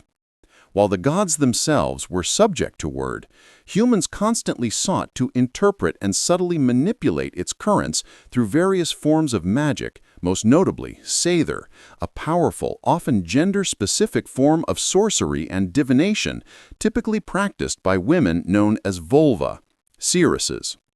The vulva was a highly respected, sometimes feared figure who traveled across the Norse world, providing prophecies, interpreting dreams, and performing rituals aimed at influencing weather, luck, or battle outcomes, often while in a state of trance. Their authority stemmed from their perceived ability to interact directly with the forces of word, offering glimpses into the inevitable while simultaneously providing practical magical assistance, thus cementing the powerful role of magical practice alongside martial prowess in the cultural matrix of the Viking Age. Far from being random, disorganized, piratical ventures, Viking expeditions were frequently organized as highly structured private enterprises, essentially representing a form of early medieval venture capitalism, where powerful jarls and wealthy landowners provided the necessary capital, ships, and resources in exchange for a substantial share of the profits. A raiding voyage, Viking, required significant investment. The construction and outfitting of a longship, the provision of food, and the arming of a loyal crew. This economic model ensured that only established, affluent figures could sponsor major expeditions, functioning as an aristocratic check on who could acquire large-scale foreign wealth. The spoils, including silver, gold, and slaves, were divided according to prearranged agreements based on rank, contribution, and capital investment, meaning that the Viking raid was less a spontaneous act of banditry and more a calculated, capital-intensive business venture aimed at generating maximum returns for the sponsors, thereby fueling the economic engine of expansion. The appearance and construction methods of Viking settlements varied drastically depending on the availability of natural resources, reflecting a crucial cultural pragmatism and environmental adaptation that allowed the Norse to thrive in disparate geographical regions.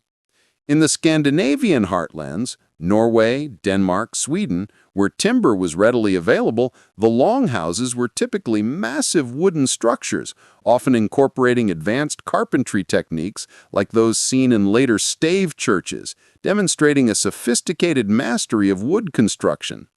However, in the North Atlantic colonies of Iceland and Greenland, the lack of forests necessitated a fundamental architectural shift. Here, the iconic turfhouses, Torfbyer, became the norm, built with heavy stone foundations and thick walls constructed from stacked sod and earth, providing superior insulation against the harsh climate while minimizing the reliance on scarce wood resources.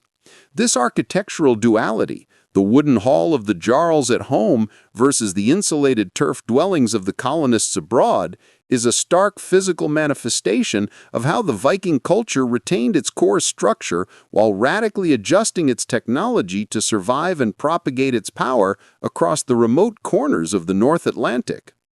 The strategic significance of the Viking longship extended far beyond its role as a vessel for transport and raiding. In numerous military campaigns, the ships themselves were utilized creatively as mobile fortifications and tactical components in land warfare and sieges. During sustained inland campaigns, the longships could be hauled ashore and arranged into a defensive perimeter or palisade, creating a temporary, highly effective fortress, longport, that provided protection against local counterattacks and served as a secure base for storing plunder. Furthermore, the Vikings famously employed portage, the laborious process of dragging their ships overland on rollers or logs to bypass river rapids, waterfalls, or fortified choke points, most notably along the trade routes of the Rus, or to circumvent the bridges of Paris. This willingness to treat the longship not as a fragile vessel, but as a heavy, adaptable piece of military hardware demonstrates a flexible and inventive approach to engineering and siegecraft that consistently leverage their maritime superiority to overcome terrestrial obstacles. The slave trade was a massive, organized enterprise that underpinned the Viking economy, generating immense liquid wealth and providing crucial labor for their expanding territories, operating with ruthless efficiency across specialized routes and markets. The primary sources of thralls were the territories they raided, particularly the densely populated, politically fragmented lands of Ireland and the vast, unorganized Slavic territories to the east, where the Norse established supply chains deep into the interior.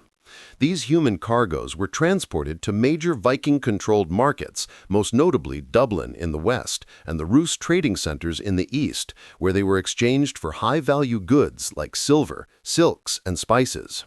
The demand for slaves was fueled both internally by the need for labor on Scandinavian and colonial farms, and externally by the wealthy consumers in the Islamic caliphates and the Byzantine Empire.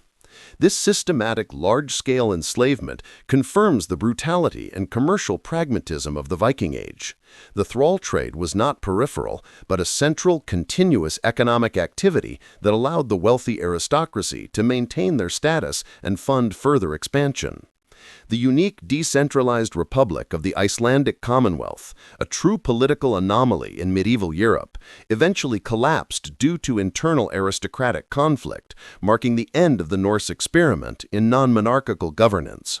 The final century of the Commonwealth, known as the Sturlung Age, 1220 to 1262, was defined by relentless internecine warfare between a handful of powerful feuding family clans, Godar, who constantly maneuvered for dominance over the island's political and legal institutions. These prolonged, bloody civil wars destabilized the society and created a state of deep exhaustion, which was expertly exploited by the increasingly powerful and centralizing King Haakon IV of Norway.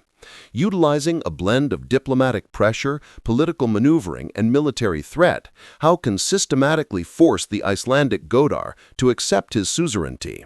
This political struggle culminated in the signing of the Old Covenant, Gamli Sáttmáli, between 1262 and 1264, formally submitting Iceland to the Norwegian crown, ending the independence of the Commonwealth, and definitively completing the process of incorporating all major Norse political entities into the emerging Scandinavian monarchies.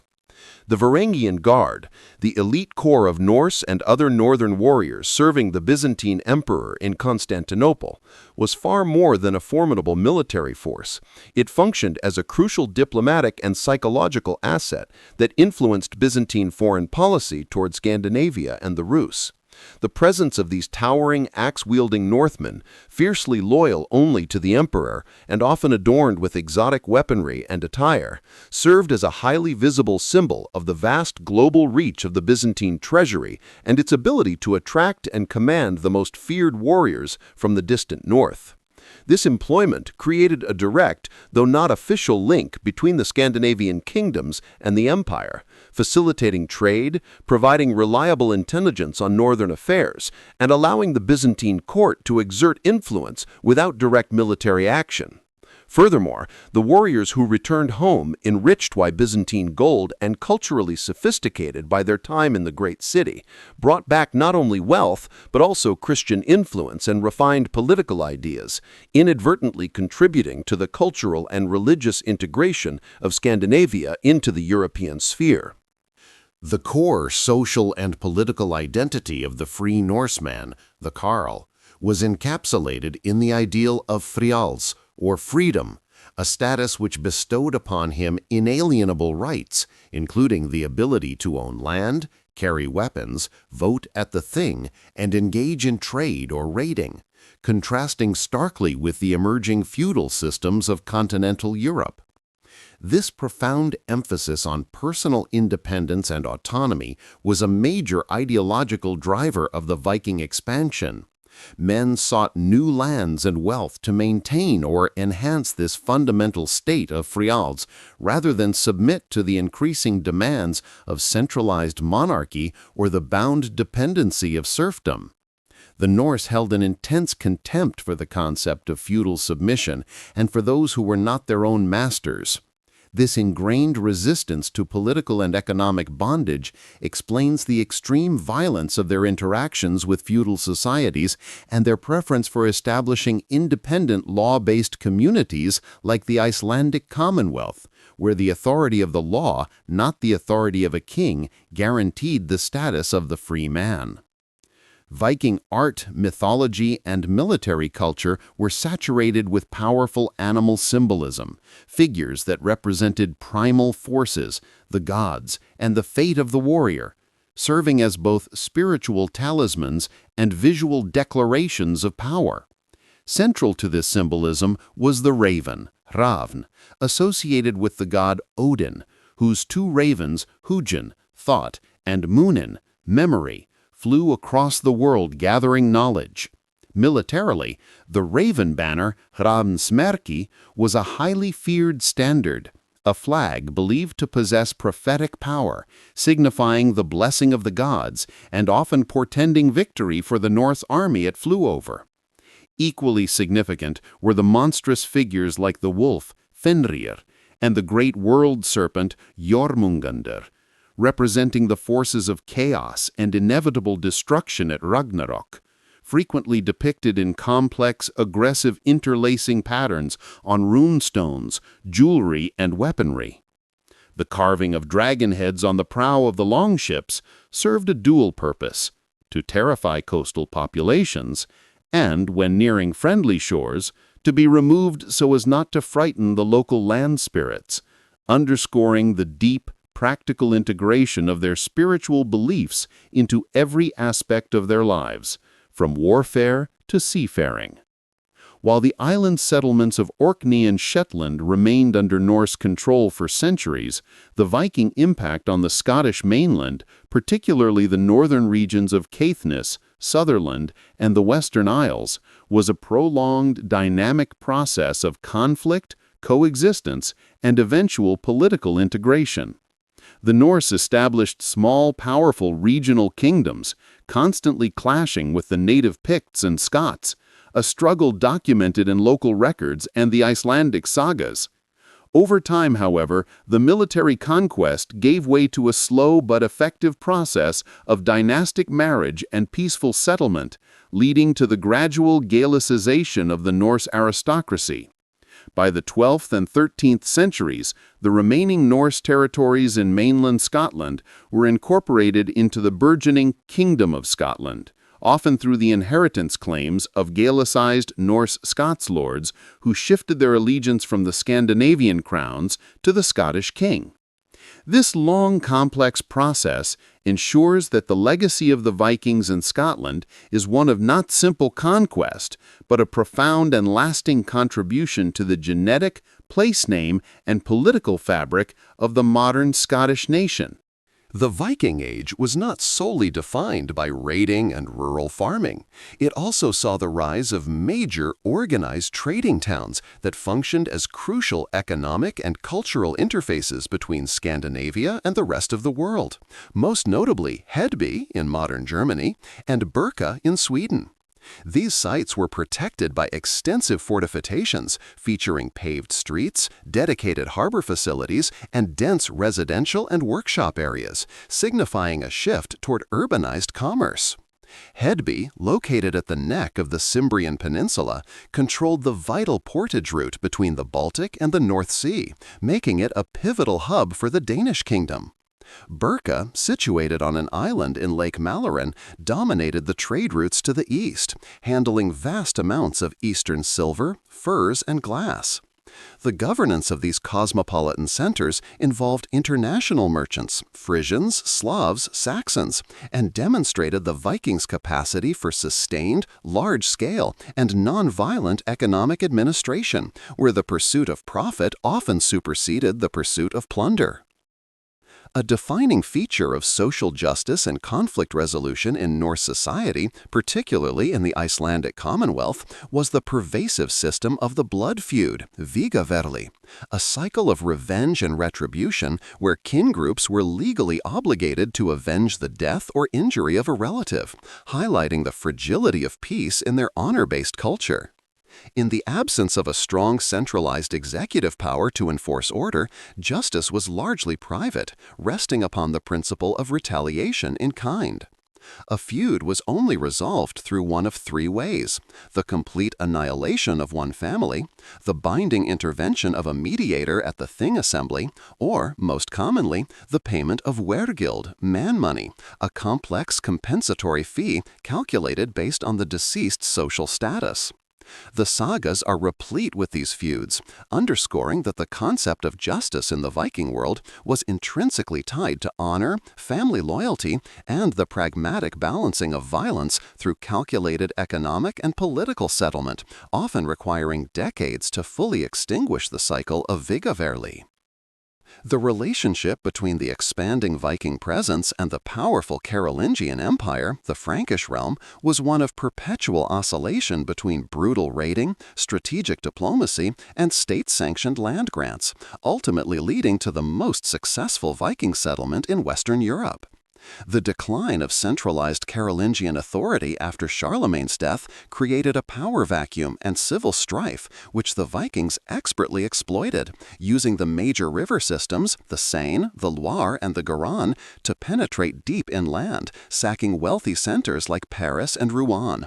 However, the Frankish kings were not simply passive victims. They often employed a pragmatic policy that involved paying the massive Danegeld bribes to divert the raiders and, more critically, offering Christian conversion and land grants to specific Viking leaders, most famously Rollo in 911 CE. This complex interaction demonstrates the Vikings' recognition of superior continental power and the Franks' reliance on Norse military strength to patrol their own borders, establishing a pattern where military threat was transformed into negotiated political settlement and assimilation. Beyond its primary function in transport, the longship was an integral tactical component in Viking land campaigns, leveraged for both offense and defense to maximize the warriors' advantages against local forces. When making landfall, the shallow draft ships allowed the Vikings to strike virtually anywhere, often bypassing known strongholds. Crucially, in sustained inland operations, the longships were frequently drawn ashore and combined to form the Long Fort, a temporary, mobile defensive fortification constructed from the ship's hulls and internal ramparts, creating a formidable laager against counterattacks. This ability to carry all necessary supplies, retreat rapidly into a defensive ship fortress, and quickly transition back to seaborne mobility gave the Vikings an unmatched strategic flexibility. This integration of naval engineering with land warfare tactics meant that the longship was not merely a vessel, but the central piece of Viking military technology, enabling them to sustain deep incursions far from their home bases. The Viking Age did not conclude with the dramatic disappearance of the Northmen, but with their profound and lasting metamorphosis. The centuries of expansion, marked by the longship's shadow cast over distant shores, ultimately led to the integration of the Norse people into the very fabric of European Christendom. The pagan raiders who had once burned monasteries became the Christian kings, Cnut the Great, Harald Hardrada, and the descendants of Rollo, who built churches and governed sophisticated realms. This era of transformation was characterized by a massive geographical diffusion of Norse genes, languages, and law, leaving permanent imprints from the Volga River to the North American coast. Their final, most critical legacy was the dissemination of political innovation and commercial dynamism, the establishment of trading cities, the foundational laws of the Icelandic Commonwealth, and the creation of the ruthless, adaptable Norman state which would redefine England and Italy. Thus, the Viking Age ended when the Northmen stopped seeking temporary plunder and successfully established enduring polities, trading the nomadic chaos of the raid for the structured permanence of the kingdom, becoming not just a footnote in history, but one of its most potent, formative chapters. Our journey through the world of the Vikings, exploring their faith, their ships, their poetry, and their relentless ambition, concludes by recognizing that their ultimate victory lies not in the gold they plundered, but in the stories they left behind. The sagas, the runestones, and the archaeological remains speak of a people who lived with an acute awareness of mortality and the inexorable power of weird, believing that the only true immortality was achieved through reputation and brave deeds. They charted the unknown, challenged empires, and proved that even the most unforgiving environments could be mastered by courage and ingenuity. The age of the longship passed, but the spirit of fearless exploration and the quest for honor remained, echoing across the centuries. Wealth dies, relatives die, you die too, but the fame of the one who has earned a good reputation never dies. Deir fe, deia frender, deia sjálv ritsama, en ordstyr deir aldri, hveim ser góðan geitr.